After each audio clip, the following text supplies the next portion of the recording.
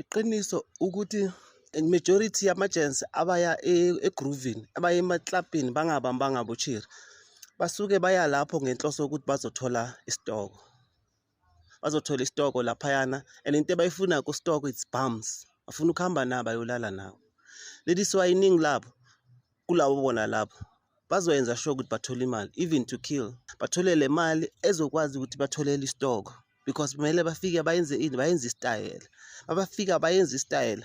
Expectation is makakwenzela istyle, na uzomenzela istyle.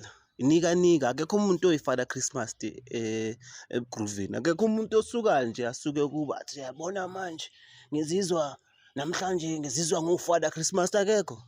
Akekho umfana usuka athi yena uzizwa ufada Christmas vandag ufuna nje ukuyobusisa amantombazane awathole etshwaleni ahlezi ahawula angaphuzi nix. Bese yathi mina ngifuna ukuba ufada Christmas ngithengele utshwala. Abekho bafiwe labafana labo.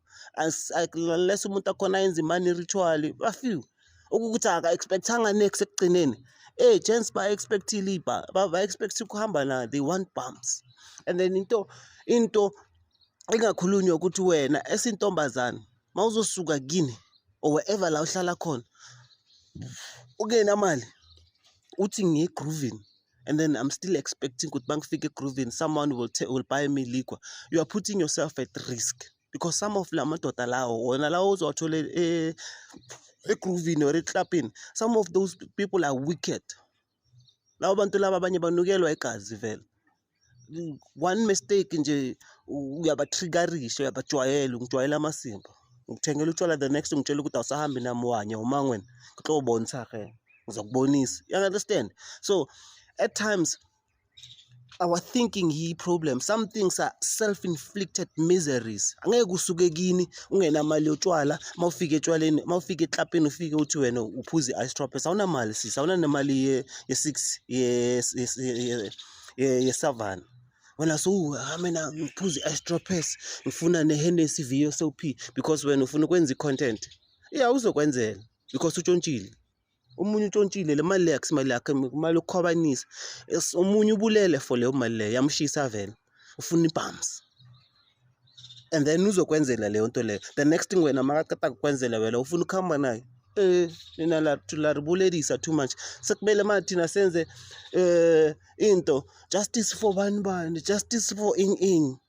Bra, if buhleli kini bengeke yonke lento yenzeke. Or if when uye wazitshela ukuthi okay angithini mina ngiyile umuntu enguye ukuthi ngifuna ukuhamba etshwaleni ngifike ngiphuza abanye abantu, okay I'm willing ukuthi labo bantu laba ngiphuza nanoma ngaba igorilla ngizomupha lento ayifunayo because naye uyangipha lento engifunayo ngithi simple. Nika akekho umuntu ofada Christmas lapha yana. So sometimes amantombazana sometimes now abafuna ukucabanga, they don't want to use their heads. They think they can do things and get away with many things.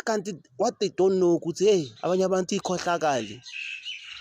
ikhohlakali izinja azinandaba zokwazi ufe. And then the next thing manje thina sekusele thina ke sekumele size nama opinion sympathize nawe, sibe sensitive.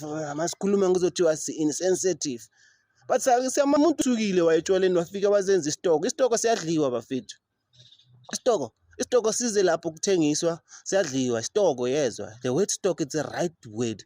Isitoko in exchange isitoko usithola in.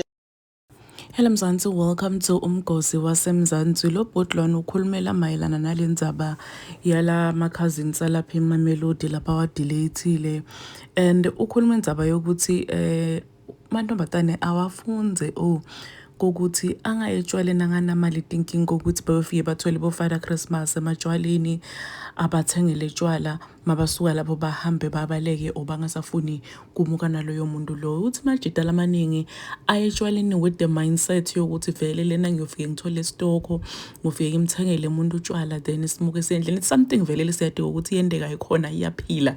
So if wena uhamba uyetshwaleni you know ukuthi awunamali, uyaditshela ukuthi ufike unathe umuntu bese uyahamba, it's not gonna work unfortunately for you, because yes kulabanye abasebenzela and labanye siyadika ukuthi bababulalele lo ukuthi azameni kugwema lento lefana naleyo mantombazana, zameni kugwema ukuthi manganamali just stay at home.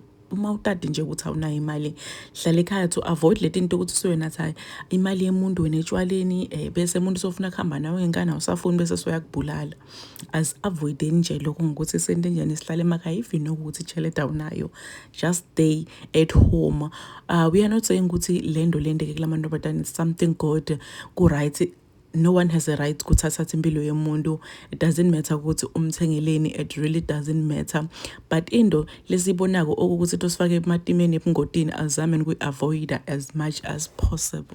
And I guess le topic libalulekile lesengakabi ready ukuthi sikhulume ngayo. Please do comment what you think below down on the comment section. Don't forget to hit the notification bell so that you can be notified whenever I upload a new video. This is the end of my video. I am signing out. Goodbye.